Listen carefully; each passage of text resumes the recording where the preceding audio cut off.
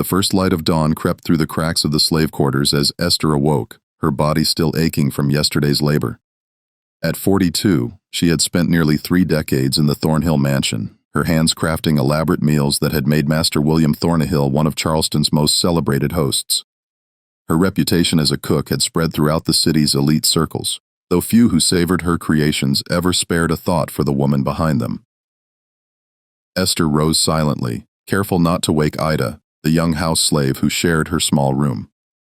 The girl had been crying again in her sleep, no doubt from the fresh welts Master Thornhill had left on her back yesterday for dropping a crystal glass. Esther's face hardened as she recalled the girl's muffled screams. They echoed too closely to memories she had tried to bury deep within her soul. The Thornhill mansion on East Bay Street stood as a testament to wealth built on the backs of those like Esther. Its white columns and sprawling verandas overlooked Charleston Harbor, where ships brought exotic spices that passed through Esther's skilled hands before gracing the tables of South Carolina's finest. The kitchen was her domain, the only place where she possessed any semblance of control, though even there Mistress Caroline's constant criticism and Master Thornhill's unpredictable visits loomed like shadows. As Christmas of 1847 approached, the mansion buzzed with preparations for the annual Thornhill Christmas Ball. This year promised to be particularly extravagant, with Governor Johnson himself expected among the guests. Esther moved through the kitchen with practiced efficiency, directing the 2 young kitchen helpers while planning the elaborate feast that would showcase her talents. Talents that had kept her from being sold when Master Thornhill's gambling debts had forced him to reduce his household 3 years ago. "Esther, where is my breakfast?" Mistress Caroline's shrill voice cut through the morning bustle. The woman appeared at the kitchen doorway, already dressed in her morning gown, her face pinched with perpetual dissatisfaction. "Coming directly, mistress," Esther replied, her voice carefully modulated to hide any trace of resentment. She placed the final touches on the tray, eggs cooked precisely as the mistress preferred, with thin slices of ham and freshly baked biscuits. "It's nearly 8. William has business in town and can't be kept waiting. And for heaven's sake, make sure the coffee is hot this time." Caroline sniffed, eyeing the kitchen with disdain before turning away. Esther's hands trembled slightly as she poured the coffee, remembering last week when Master Thornhill had thrown the lukewarm cup at her, the porcelain shattering against the wall while the hot liquid scalded her arm. She still wore the bandage beneath her sleeve. Later that morning, as Esther crushed herbs for the day's cooking, Master Thornhill entered the kitchen unexpectedly. His imposing figure filled the doorway, his face flushed from drink despite the early hour. "Esther's," he drawled, approaching too closely. "Caroline tells me you've been slow this morning." His breath reeked of whiskey as he leaned toward her. "Perhaps you're getting too old for your position. I saw a fine young cook at the auction yesterday." The pestle in Esther's hand stilled. "No, master, I'm well and working as always." His hand reached out, fingers tracing the edge of her headscarf. "You'd better be. The Christmas ball must be perfect. Governor Johnson has expressed particular interest in your famous oyster stew." His fingers moved down to her cheek in a gesture that made her stomach turn. "It would be a shame to replace you before then." When he finally left, Esther realized she had been holding her breath. She resumed crushing the herbs with renewed force, each strike of the pestle against the mortar like a heartbeat of hatred. 28 years in this house. 28 years of cooking feasts she could not eat, of watching her children sold away, of enduring Thornhill's wandering hands and vicious temper. That evening, as Esther prepared a simple stew for the slaves' dinner, old Jeremiah, the stable hand, who had been at the Thornhill plantation longer than anyone, hobbled into the kitchen. At nearly 70, he was one of the few connections to Esther's past. He had known her mother before consumption had taken her. "Miss Esther," he whispered, his voice raspy with age. "They taking Lucy to the auction tomorrow?" Esther's hand froze over the pot. Lucy was Ida's 13-year-old sister, a delicate girl who had been training as a house servant. "Why?" she asked, though she already suspected the answer. Jeremiah's eyes darted toward the door. "Master's debts again. Heard him and Mrs. arguing. He lost big at cards last night." A familiar numbness spread through Esther's chest. She had witnessed this scene too many times. Thornhill's debts paid with human flesh. Her own children, first James, when he was just 7, then Sarah at 10, had been sold to pay for Master Thornhill's excesses. She had not been allowed to say goodbye to either. That night Esther lay awake listening to Ida's soft weeping. The girl had learned about her sister's fate. Morning would bring another heartbreak, another severed bond. Outside, the winter wind whistled through the bare branches of the oak trees that lined the drive, trees from which a runaway had been hanged last spring as a lesson to the others. As moonlight filtered through the small window, illuminating Ida's tear-stained face, something within Esther calcified. The Christmas ball was 3 weeks away. Governor Johnson, Judge Preston, the Whittams, the Sinclairs, all of Charleston's elite would gather to feast on her creations, while children were torn from their mothers, and girls like Ida trembled at their master's approach. Esther closed her eyes, her mind turning to the small box hidden beneath a loose floorboard under her pallet. Inside was a packet of white powder given to her years ago by an old root woman who had whispered, "For the day when suffering becomes too great to bear." Esther had kept it through the years, a small token of potential power in a powerless existence. As she drifted towards sleep, a plan began to form, intricate as the sugar sculptures she crafted for Thornhill's tables, bitter as the herbs she crushed each morning. By Christmas night, everything would change. They had taken everything from her, her children, her dignity, her life. The time had come to take something back. The morning would bring Lucy's sale and Ida's grief. But beyond that, it would bring the first day of Esther's silent countdown to the Christmas ball, where she would finally serve the Thornhills and their guests her most memorable meal yet. The slave auction block stood in the heart of Charleston's commercial district, a wooden platform worn smooth by the countless feet that had stood upon it, awaiting judgment and sale. Esther had not been permitted to accompany Ida to say goodbye to Lucy, but from the kitchen window she had watched the girl return, supported by Jeremiah, her young face transformed by grief into something ancient and hollow. That evening, as Esther prepared dinner for the household, Master Thornhill entered the kitchen in high spirits. The sale had evidently gone well. "A fine price for that girl," he announced to no one in particular, helping himself to a slice of ham from the cutting board. "Gentleman from Virginia, breeds fine house servants," he said. "She'll do well there." Esther kept her eyes down, her knife rhythmically chopping carrots with practiced precision. Each cut was clean, decisive. In her mind, it was not carrots beneath her blade. "The Christmas ball will need to be even more impressive now," Thornhill continued, oblivious to her thoughts. "I've invited the Preston and the Havlins as well. 25 guests in total." He popped another piece of ham into his mouth. "Governor Johnson particularly mentioned your peach cobbler from last summer's gathering. See that it's on the menu." "Yes, Master," Esther replied, her voice empty of inflection. That night brought no sleep. Instead, Esther lay awake, staring at the ceiling, memories washing over her like dark waves. 28 years ago, she had arrived at the Thornhill household, barely 14, separated from her family at a plantation in Virginia. She had been purchased specifically for her cooking skills, already evident despite her youth.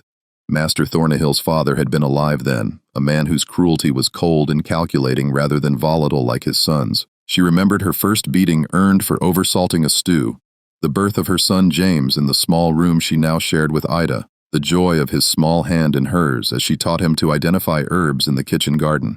Then the day Master Thornhill had inherited the house after his father's death and decided that 7-year-old James would make a fine gift for his cousin in Georgia. 3 years later, Sarah had been born. The result of a night Esther had tried to scrub from her memory with lye soap that left her hands raw for weeks. Beautiful Sarah, with her quick mind and quicker smile, sold on her 10th birthday to pay a gambling debt just as Lucy had been sold today. Her sound from Ida's palate broke through Esther's reverie. The girl was whimpering in her sleep, one hand reaching out as if trying to grasp something or someone just beyond reach. 2 days later, the incident that crystallized Esther's resolve occurred. She had been instructing Ida in the proper way to polish silver for the upcoming ball when Mistress Caroline entered the dining room in a state of agitation. "Absolutely unacceptable," she declared, waving a letter. "The Sinclairs have requested special accommodation for their eldest daughter. Apparently, she's developed some delicate condition of the digestion and requires plain food without rich sources." She fixed her cold eyes on Esther. "You'll need to prepare separate dishes for her." "Yes, mistress," Esther replied, "and make sure everything else is perfect. William says this ball could secure his position on the Harbor Commission. I won't have your cooking embarrass us." After Caroline left, Esther resumed demonstrating the silver polishing, her movements mechanical, while her mind raced. The request meant extra work, But it also meant a separate dish for at least one guest, a dish that would need to be identifiably different. That afternoon, as Esther descended into the cool darkness of the root cellar to select vegetables, she noticed a strange smell near the back wall. Following it, she discovered a dead rat among the potato barrels. Disease followed such creatures. Everyone knew that. Holding her breath, she disposed of the corpse, but not before the idea took root in her mind. Illness at a dinner party, food that disagreed with delicate constitutions. Such things happened even in the finest houses. That evening, after the household had settled, Esther slipped from her pallet, careful not to disturb Ida. Silently, she pried up the loose floorboard and removed the small wooden box hidden there. Inside, wrapped in a scrap of faded cloth, was the packet of white powder the root woman had given her years ago. "This come from the mansional tree?" the old woman had whispered. "White folks call it the death apple. Just a little brings sickness. More than a little brings sleep that don't end." Esther had kept it all these years, never quite daring to use it, never quite able to discard it.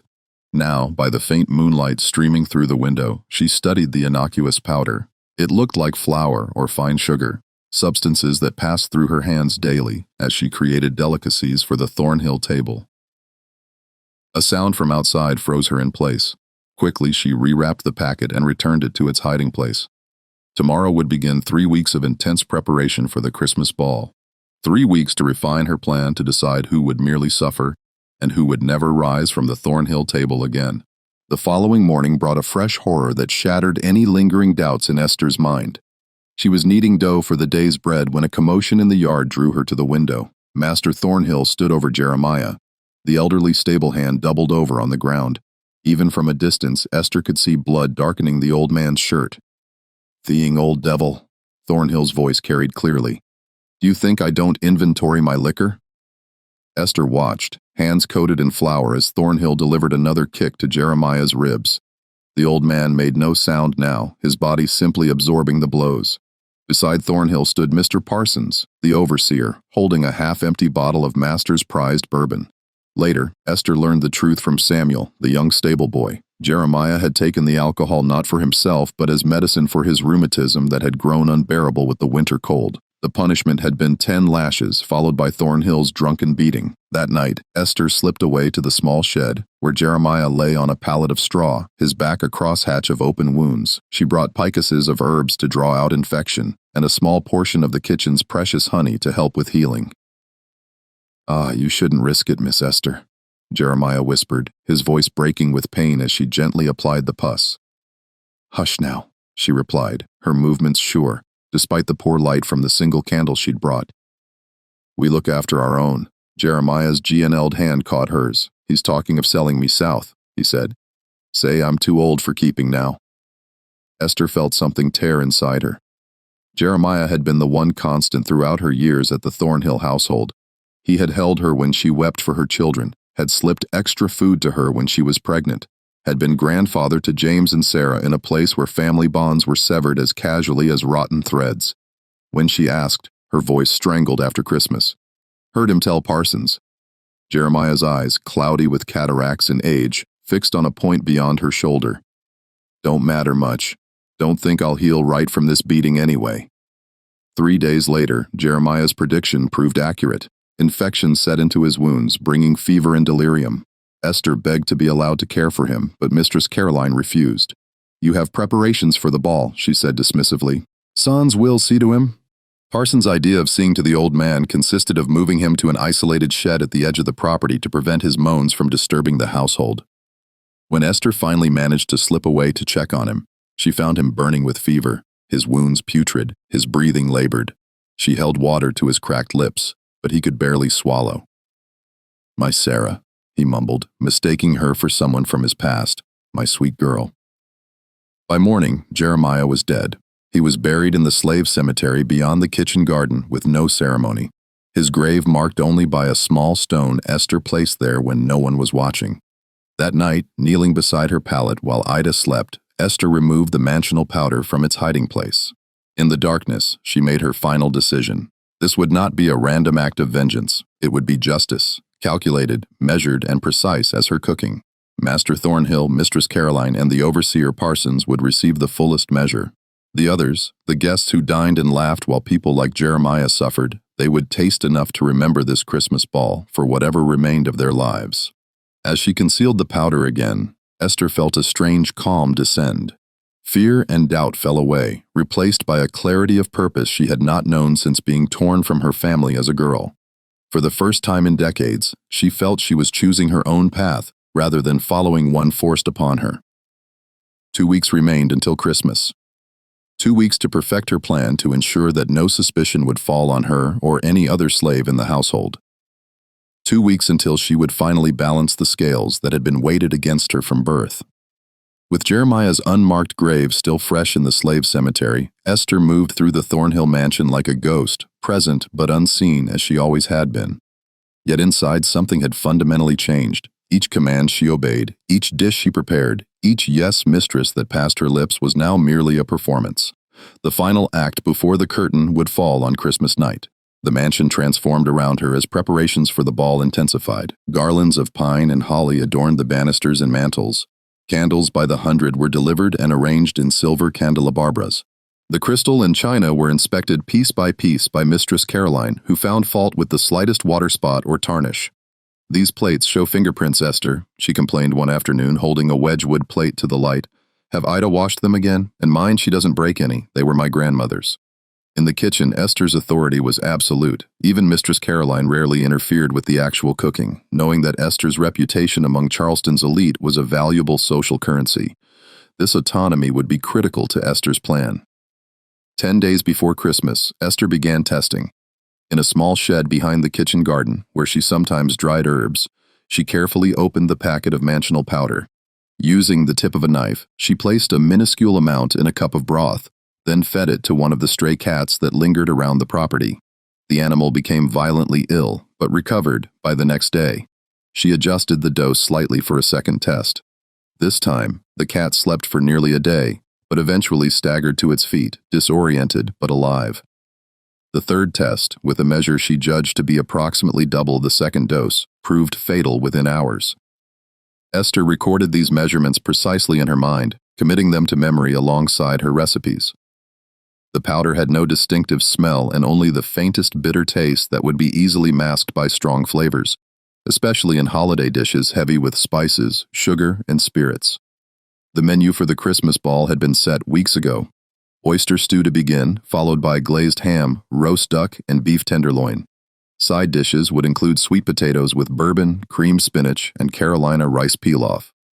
Desserts would feature Esther's famous peach cobbler made with preserved summer peaches, mince pies, and a spectacular Christmas pudding flamed with brandy. For Miss Sinclair, with her delicate digestion, Esther would prepare a separate plate with plain roast chicken and unseasoned vegetables. This would be her first vehicle for vengeance, containing enough of the powder to ensure violent illness, but not death. The girl's suffering would disrupt the ball and serve as a distraction for what would follow. 7 days before Christmas, a delivery arrived from the apothecary. Seasonings and flavorings that Mistress Caroline had specially ordered for the ball. Among them was oil of bitter almonds used sparingly to flavor the marzipan decorations that would adorn the Christmas cake. Esther noted how similar its fragrance was to the mansional powder, providing another layer of misdirection, should anyone later question the faint, bitter scent.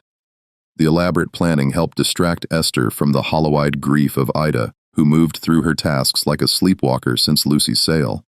The girl had become dangerously thin, refusing most food and speaking only when directly addressed. Esther tried to protect her as much as possible, assigning her tasks in the kitchen where she could keep watch rather than letting her fall under Parsons' scrutiny. 5 days before Christmas, another element fell into place. Master Thornhill announced that Governor Johnson had requested Esther's special rum punch, a concoction famous among Charleston's elite for its potent blend of Caribbean rum, fruit juices, and secret spices. The punch would be served in a silver bowl with Thornhill himself ladling it into crystal cups for his honored guests. "Make it strong, Esther," he instructed with a wink. "The governor enjoys his spirits, and I need him in a generous mood." The punch would be perfect, strong enough to mask any bitter undertaste, served late enough in the evening that its effects would manifest after most of the meal had been consumed. Into the master's cup, and those of his closest associates, Parsons Judge Preston, who had sentenced 3 runaway slaves to hanging last spring, and Dr. Whittam, known for his theories on the biological inferiority of Negroes, would go the fatal dose. 3 days before Christmas, Esther made her final preparations. She had accumulated small amounts of the powder in a peppermint tin, which she kept hidden in a hollow space beneath a loose brick in the kitchen fireplace. The day's heat erased any trace of scent, and the blackened interior of the fireplace made the hiding spot invisible to casual inspection.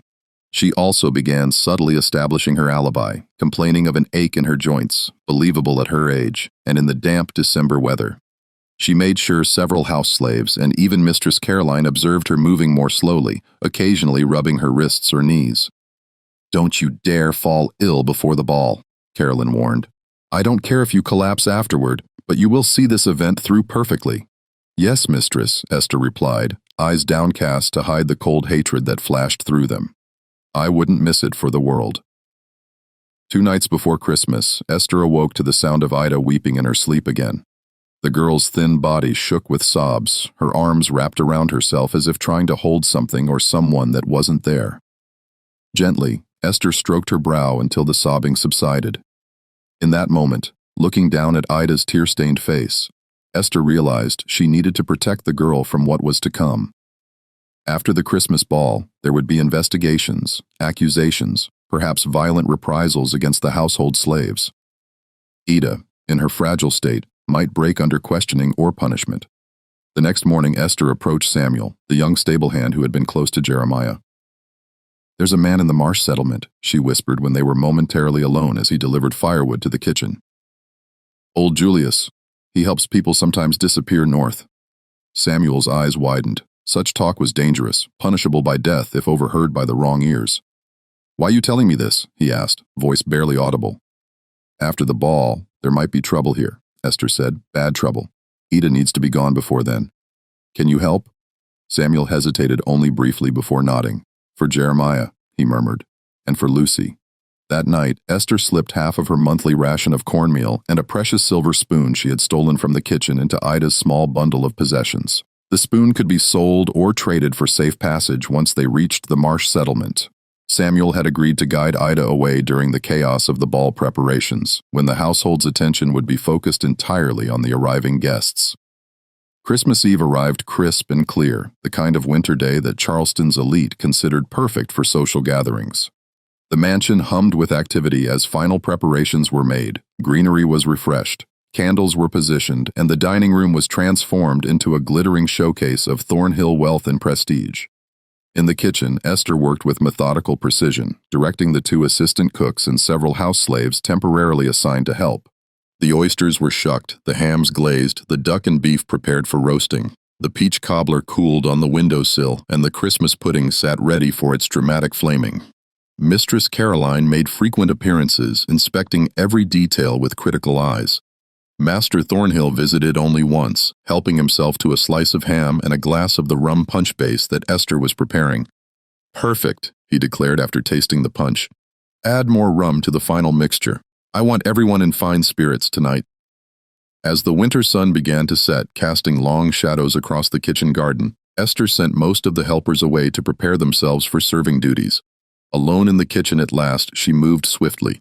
From beneath the brick in the fireplace, she retrieved the peppermint tin. With hands that did not tremble, she measured the powder precisely into several small paper twists, each marked with a tiny invisible scratch to indicate its strength.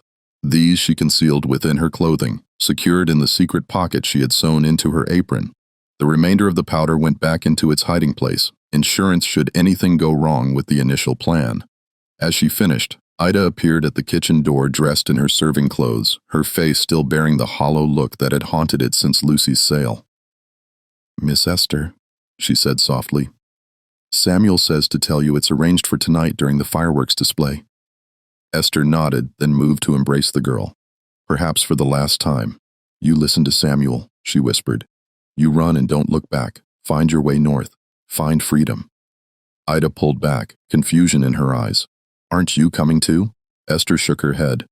"My journey is different," she said, "but I'll find my freedom tonight as well."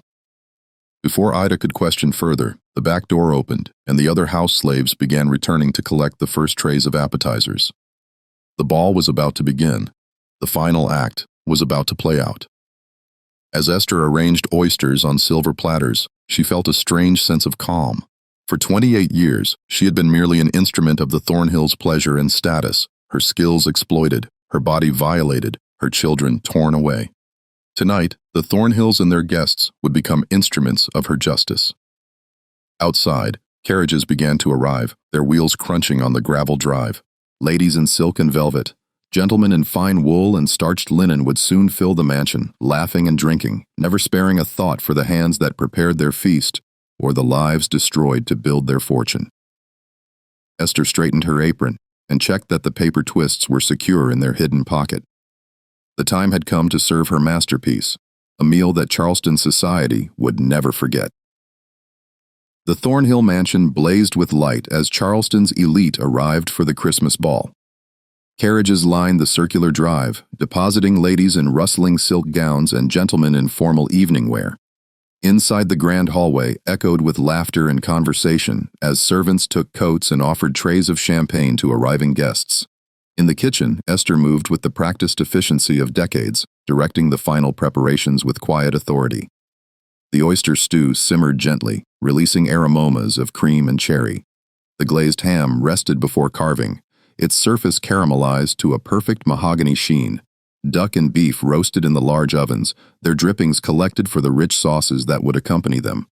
Mistress Caroline appeared at regular intervals, her face flushed with nervous excitement. "The governor has arrived," she announced during one such visit. And Judge Preston brought his new wife, much younger than expected, wearing Paris fashion. Her eyes narrowed at Esther. "Is everything proceeding as planned?" "Yes, mistress," Esther replied, her voice betraying nothing of the alternative plan unfolding beneath the official one. "The first course will be ready to serve in 15 minutes. As Caroline departed, Esther turned to the special plate being prepared for Miss Sinclair. With gloved hands, a precaution she had insisted upon claiming a minor cut, she sprinkled the first of her powder doses onto the plain chicken breast, then covered it with a light herb sauce that would mask any bitterness. The amount was precisely measured to cause severe but not fatal distress. The oyster stew went out first, carried by servants, including Ida, whose eyes now held a strange mixture of sorrow and anticipation. Esther had told her nothing of the poisoning plan, wanting her untainted by knowledge that could endanger her escape. Through the kitchen doorway, Esther caught glimpses of the dining room. 25 of Charleston's most powerful citizens seated around the gleaming mahogany table, crystal and silver reflecting the light of dozens of candles. "Special plate for Miss Sinclair," Esther instructed one of the serving boys, handing him the doctor-red dish when the main course was ready to go out. She watched as it was delivered to a pale young woman seated near the center of the table beside an older couple who would be the Sinclairs. The regular dinner service proceeded smoothly, platters of meat and side dishes arranged on the sideboard for the footmen to serve. Esther remained in the kitchen, ostensibly supervising, but, in reality, waiting for her moment. That moment would come with the rum punch and dessert course, which tradition dictated she would help serve personally, an honor Master Thornhill insisted upon to showcase his prized cook to his important guests. Approximately 30 minutes into the main course, the first sign that her plan was working came in the form of a commotion from the dining room. A woman's voice cried out in alarm, followed by the scraping of chairs and concerned questions. One of the serving boys rushed into the kitchen. "Miss Sinclair's taken ill," he reported. "Terrible sick all of a sudden. Master says, bring cool cloths and water." Esther feigned appropriate concern, dispatching Ida with the requested items while she continued preparations for dessert. Through the serving door, she could hear the continued disruption. Miss Sinclair had apparently been removed from the table, her mother accompanying her to one of the upstairs guest rooms. Dr. Whitcomb, present as a guest rather than in his professional capacity, had gone to attend to her. The timing was perfect. The distraction would allow Esther to implement the next phase of her plan with less scrutiny. She removed the Christmas pudding from its basin and placed it on a silver platter surrounded by sprigs of holly. Then with steady hands she prepared the rum punch, adding the final measure of Caribbean rum to the mixture of fruit juices and spices. From within her apron pocket she withdrew the prepared paper twists. When no one was looking, she emptied their contents into the punch bowl, stirring thoroughly to ensure the powder dissolved completely. Then she set aside the special cups for Master Thornhill, Overseer Parsons, Judge Preston, and Dr. Wickham, who would return once Miss Sinclair was stabilized. These cups received an additional dusting of powder around their rims, ensuring that these men, the architects and enforcers of so much suffering, would receive a fatal dose. "It's time for the pudding and punch," announced Mistress Caroline, returning to the kitchen. Her face was tense with the strain of maintaining social composure despite the disruption. "We must carry on. The governor is still waiting to taste Esther's famous recipes." "Yes, mistress," Esther replied, her heart beating steadily despite the enormity of what she was about to do. "Everything is ready." The Christmas pudding, doused with warmed brandy and set dramatically aflame, created the intended distraction as Esther entered the dining room for the first time that evening.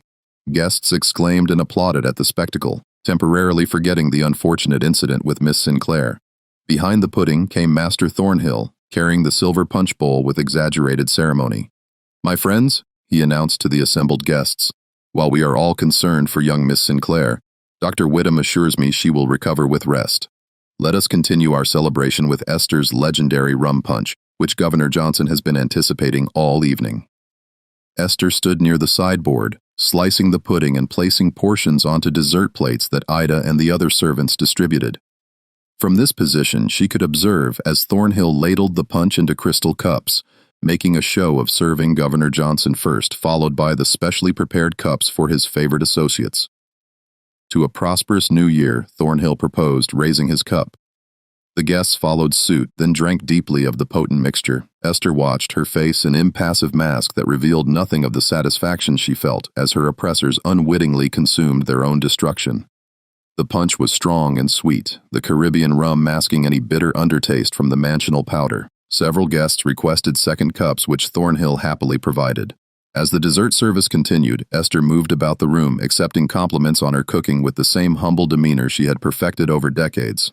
Inside, she was counting minutes, knowing that the powder's effects would begin manifesting soon.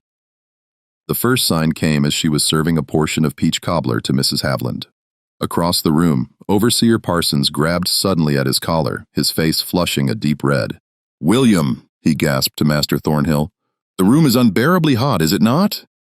Before Thornhill could answer, Parsons swayed in his seat, then slumped forward, his face landing in his dessert plate.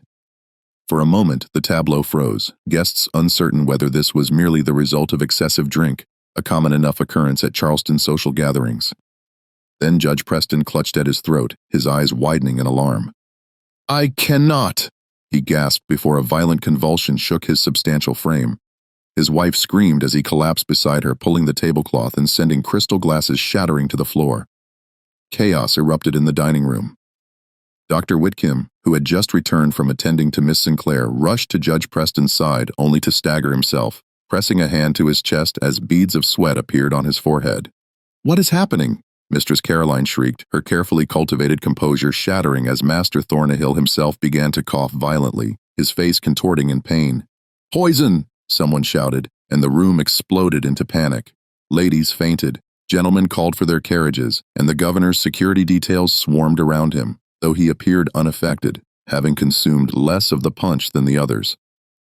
Amid the pandemonium, Esther moved with deliberate calm. She helped escort frightened guests from the dining room, her face a mask of appropriate concern and confusion. No one noticed when she slipped away to the kitchen as the first sounds of retching and moaning filled the mansion. In the kitchen, she found Ida waiting, her small bundle of possessions clutched to her chest. Samuel stood beside her, his eyes wide with fear at the commotion coming from the main house. "It's time," Esther told them quietly. "Go now, while everyone is distracted." Ida stepped forward, her thin arms encircling Esther's waist. "Come with us," she pleaded, tears welling in her eyes. Esther stroked the girl's cheek one last time. "My path lies elsewhere. Now go, find your freedom." After a moment's hesitation, Samuel took Ida's hand and led her toward the back door. Before they slipped out into the darkness, Esther pressed something into Samuel's palm, the last of her hidden treasures, a small gold locket that had once belonged to her mother. "For safe passage," she whispered. "Now run, and don't look back." As they disappeared into the night, Esther turned back toward the dining room. From the doorway, she surveyed the scene of her vengeance. Master Thornhill lay writhing on the floor, foam flecking his lips, his fine waistcoat soiled with vomit. Nearby, Overseer Parsons had stopped moving altogether, his face frozen in a reach of agony, Judge Preston convulsed violently, his wife kneeling beside him, helplessly calling his name. Dr. Whittam had managed to stagger to a chair where he sat gasping for breath, his medical knowledge useless against the poison coursing through his veins, around them. Other guests who had consumed smaller amounts of the tainted punch suffered varying degrees of distress, vomiting, cramping, some losing consciousness. Mistress Caroline spotted Esther in the doorway and lurched toward her, face contorted with rage and fear. "Help them!" she commanded, grabbing Esther's arm with bruising force. "Do something!" Esther looked into the eyes of the woman who had overseen her suffering for nearly 3 decades, who had watched unmoved as Esther's children were sold away, who had turned a blind eye to her husband's unwanted advances. "There is nothing to be done, mistress," Esther replied, her voice calm and clear for perhaps the first time in her life. She did not whisper or avert her eyes as she added, "Their fate was sealed when they first took away what was mine." Understanding dawned slowly on Caroline's face, her eyes widening with horror. "You," she whispered, "you did this." Before she could say more, a particularly violent convulsion seized Master Thornhill. He called out for his wife, his voice barely recognizable. Caroline hesitated, torn between confronting Esther and going to her husband. After a moment, she rushed to Thornhill's side, leaving Esther standing alone in the doorway. Esther surveyed the scene one final time. The elegant dining room had transformed into a vision from Dante's Inferno. Fine clothing soiled, dignified facades crumbled, power and privilege rendered meaningless by the great equalizer she had administered. The mansional had worked precisely as the old root woman had promised all those years ago. She felt no triumph, no joy, only a cold satisfaction that justice so long denied had finally been served. The scales had been balanced for her children, for Jeremiah, for Lucy, for all those who had suffered and died under Thornhill's ownership. There was at last a reckoning. From outside came the sound of running feet and shouted orders. Someone had summoned the authorities. Esther knew her time was short. She could attempt to flee, as Ida and Samuel had done, to seek the northern freedom they pursued. But at 42, with no allies beyond the plantation and the weight of her deed upon her, capture would be inevitable. Instead, she walked with unhurried steps to the kitchen, where the fire still burned in the hearth. From its hiding place, she retrieved the remaining mansional powder and stirred it into a cup of the same rum punch that had delivered her vengeance. The bitter justice she had served to others would now be her own. As the sounds of men entering the mansion reached her ears, Esther raised the cup to her lips. Her last thoughts were of her children, James and Sarah, their faces already fading in her memory after so many years of separation. She wondered if in whatever came after this life, she might see them again. The poison worked swiftly. By the time the authorities burst into the kitchen, Esther was beyond their reach. Her body slumped beside the hearth, where she had created countless meals for the family that had owned her in life, but could claim her no longer in death. In the chaos of that Christmas night, few noticed the absence of a young house slave named Ida or a stable boy called Samuel. By the time their disappearance was discovered, they were well on their way north, guided by the light of the same stars that had led so many others on the path to freedom. Behind them, the Thornhill mansion stood as a monument to shattered privilege, its Christmas candles burning low as the bodies of its master and his associates grew cold on the dining room floor. Victims of a vengeance long simmered and precisely served by hands they had never truly seen. Dawn broke cold and clear over Charleston on December 26, 1847. The Thornhill mansion, which had blazed with light and resounded with festivity just hours before, now stood silent and dark, save for the occasional movement of officials and physicians behind curtained windows. Outside the wrought iron gates, a crowd had gathered. Curious onlookers, household slaves from neighboring properties, and reporters from the Charleston Mercury, seeking details of the tragedy that had befallen one of the city's prominent families. The facts, as they emerged throughout that day, were these. William Thornhill, prominent businessman and aspiring politician, was dead. So too were Overseer Parsons, Judge Preston, and Dr. Whitcomb. 7 other guests remained critically ill, including Mistress Caroline, who had collapsed shortly after her husband's final breath. The cause appeared to be poison administered through the rum punch served at the height of the Christmas ball, and the suspected poisoner, Esther, the Thornhill's cook of nearly 3 decades, had herself been found dead in the kitchen, an empty cup beside her containing traces of the same toxic substance. What the officials did not yet know, but would soon discover, was the absence of 2 slaves from the household. Ida, a young house slave, and Samuel, a stable hand. Their disappearance added another layer to the emerging narrative, one that some would interpret as evidence of a broader conspiracy, while others would see it as an opportunistic flight during the chaos. By midday, the official investigation had established a timeline of events. Medical examination of the victim suggested a powerful plant-based toxin, though its exact nature remained unclear to Charleston's physicians. The symptoms, violent gastric distress, followed by respiratory difficulty and eventual heart failure, matched several known poisons. While the authorities worked to piece together what had happened inside the mansion, Ida and Samuel were miles away, moving steadily northward through the coastal marshlands. They traveled by night and hid during daylight, guided by contacts from the marsh settlement that Esther had mentioned. The gold locket she had given them purchased silence and assistance from those they encountered: a ferryman who asked no questions, a farmer's widow who offered her barn as shelter for a day. During these hours of hiding and waiting, Samuel told Ida the full story of what had happened at the Christmas ball. He had heard it from one of the house slaves who had fled the mansion in terror and taken refuge in the stables. The story of Esther's final act of vengeance left Ida silent for a long while, her young face solemn as she absorbed the magnitude of what her mentor had done. She knew she wouldn't escape, Ida finally said, understanding dawning. That's why she made sure we got away first. Samuel nodded. She traded her life for our chance at freedom. Back in Charleston, the story of the Thornhill Christmas massacre spread through the city like wildfire, growing more sensational with each telling. Some versions painted Esther as a deranged servant who had snapped under the pressure of holiday preparations. Others, whispered more quietly in certain quarters, suggested a calculated act of vengeance from a woman who had suffered unimaginable losses. The house slaves who had served at the ball were interrogated harshly, though none could or would provide information about Esther's motives or methods. Most genuinely knew nothing. Esther had kept her plan entirely to herself, protecting them from complicity. A few might have suspected something, but chose loyalty to their fellow slave over truth to their oppressors.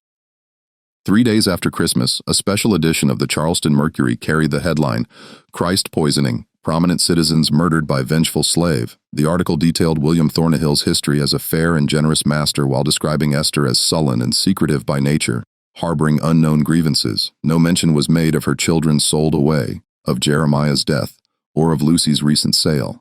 Such details were irrelevant to the narrative being constructed, one that would serve as a cautionary tale to slave owners throughout the South about the dangers lurking in their kitchens and quarters. As a result of the incident, new laws were proposed in the South Carolina legislature, further restricting the already limited movements and privileges of enslaved cooks and house servants. Slave patrols increased throughout the state, and harsh examples were made of any slaves showing the slightest sign of insubordination. Yet, whispers of a different story circulated through slave quarters across the Low Country. In these tellings, Esther was no murderous villain, but a deliverer of long-overdue justice. Her name was spoken with a mixture of awe and reverence, her act seen not as a crime, but as a strike against an inhuman system. These stories traveled along the invisible networks that connected enslaved communities, carried by house servants who accompanied their masters on visits, by market women who exchanged news along with goods, by field hands temporarily hired out to neighboring plantations. 1 week after Christmas, Ida and Samuel reached a safe house in North Carolina, a small farm owned by a Quaker family known for their abolitionist sympathies. Here they rested for several days while arrangements were made for the next leg of their journey. The farm's attic had a hidden compartment where runaways could be concealed if slave catchers came calling, a common feature of stations on the Underground Railroad. During these days of waiting, Ida found herself remembering Esther's kitchen lessons. Not just cooking techniques, but the subtle wisdom the older woman had imparted over years of shared work. Never let them see what you're really thinking. Esther had often said, "Keep your true self hidden away, safe from their reach." Ida understood now that Esther had been preparing her all along, not just to cook, but to survive. The journey north continued in stages. A wagon ride concealed beneath sacks of grain. A night crossing of a river.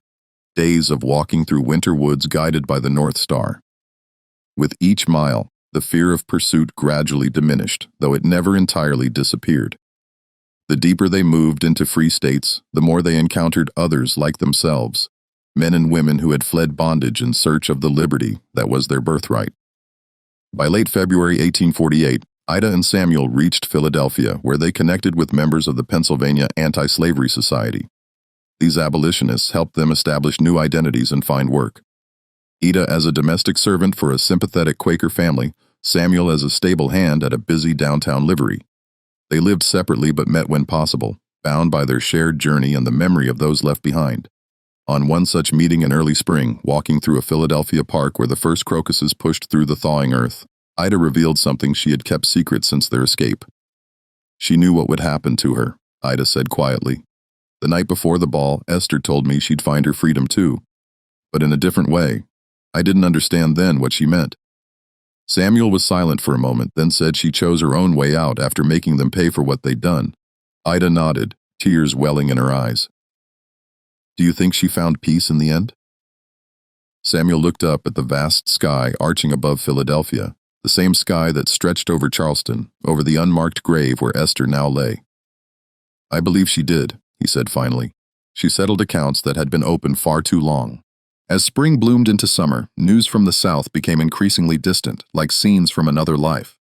Occasionally, travelers or newspapers brought word of Charleston, of investigations concluded of the Thornhill property sold to cover debts, of Mistress Caroline returning to her family in Virginia, a widow seemingly broken by tragedy. For Ida and Samuel, these were echoes from a past that grew fainter with each passing day. They were building new lives now, lives where they owned themselves, where their labor benefited no master, where they could speak their minds without fear. It wasn't perfect freedom, not in a country still half enslaved, where even in free states, black people faced discrimination and the constant threat of kidnapping by slave catchers. But it was a beginning. On Christmas Eve of 1848, 1 year after their flight from the Thornhill mansion, Ida and Samuel met at a small church in Philadelphia's black community. After the service, they walked through streets dusted with fresh snow, their breath forming clouds in the cold air. I've been thinking about Esther today, Ida said as they paused on a bridge overlooking the Squealkill River. About her courage, Samuel nodded. She gave us our chance. I won't waste it. Nor I, Ida agreed. From her pocket, she withdrew a small object that caught the moonlight, Esther's gold locket, which they had saved despite opportunities to sell it for much-needed money. Inside was a tiny scrap of fabric from one of Esther's headscarves, placed there by Ida as a remembrance. Together they stood in silence, holding the small token between them, a tangible link to the woman whose final act of defiance had purchased their freedom. Below them the river flowed dark and steady, carrying the past away, even as it nourished the present and future. Like that river, they would continue forward, carrying Esther's memory with them, honoring her sacrifice through lives lived in hard-won liberty. In Charleston, the Thornhill Christmas massacre gradually faded from public memory, becoming merely another footnote in the city's long history. Few remembered the names of those who died. Fewer still remembered Esther, except as an example of the dangers of allowing slaves too much responsibility. Her grave in the slave cemetery remained unmarked, eventually disappearing beneath encroaching weeds and time's passage. But in the stories told in hidden corners of slave quarters throughout the South, in the oral histories passed down through generations of black families, in the private memories of those who had known her or heard of her deed, Esther lived on, not as a criminal, but as a woman who had seized control of her destiny in the only way available to her, delivering a justice that the law of her time denied. And far to the north, two young people who owed her their freedom spoke her name with reverence, ensuring that her story, her courage, and her sacrifice would not be forgotten. This was the story of Esther Johnson. She died by her own hand on December 25, 1847, after poisoning her master and several prominent Charleston citizens. Her body was buried in the slave cemetery of the Thornhill Plantation with no marker or ceremony. No official record of her life or death exists beyond court documents relating to the poisoning investigation, which describe her only as Thornhill's cook, a Negro woman of approximately 40 years. The echoes of Esther's final Christmas feast resonate through time, a stark reminder of the brutal fight for dignity in the face of oppression. If these untold stories of defiance and survival stir your soul, join our community. Subscribe to your channel name to uncover more hidden truths from the shadows of American slavery. Your support helps us keep these powerful narratives alive. Powerful narratives alive. Powerful narratives alive. Powerful narratives alive. Powerful narratives alive. Powerful narratives alive.